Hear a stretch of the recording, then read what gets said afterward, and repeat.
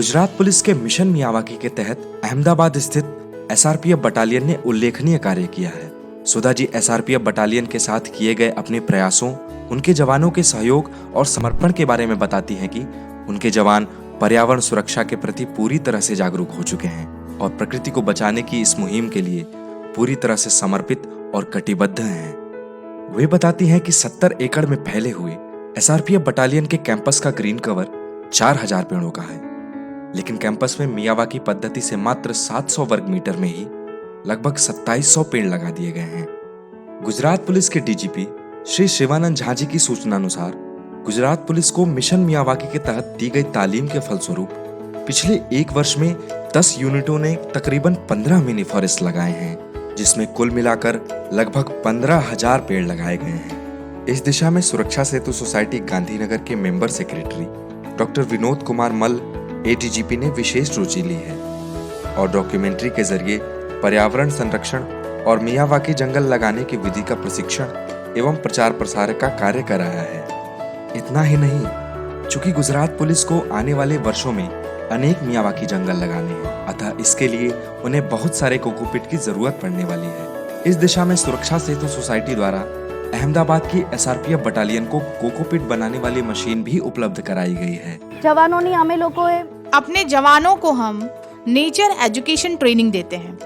इस ट्रेनिंग के द्वारा उन्हें इस बात का अनुभव कराते हैं कि मनुष्य का प्रकृति के साथ संतुलन साधना कितना जरूरी है। यह मानव के हित में है। अगर हम ऐसा नहीं करेंगे तो मानव जाति का नुकसान होगा। इस प्रकार हमारे जवान प्रकृति संरक्षण के बारे में पूरी तरह जागरूक रहते हैं और मियावाकी जंगल लगाने का काम खूब मन से करते हैं और खूब मेहनत पूर्वक का काम कर रहा है।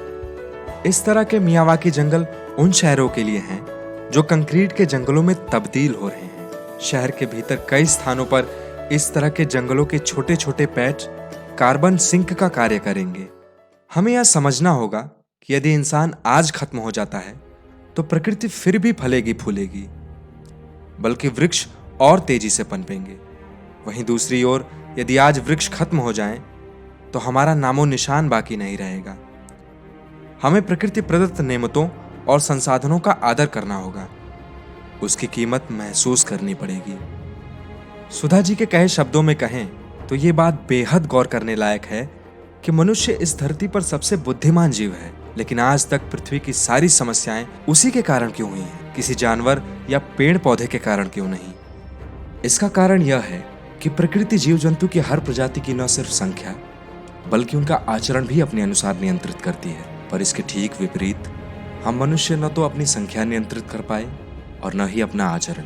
आज हम 800 करोड़ हैं पर नासमझी से भरे हुए। ऐसे में प्रकृति का नाजुक संतुलन कभी भी टूट सकता है, लेकिन उस प्रलय की दास्तान बताने को इस दुनिया में कोई नहीं बचेगा।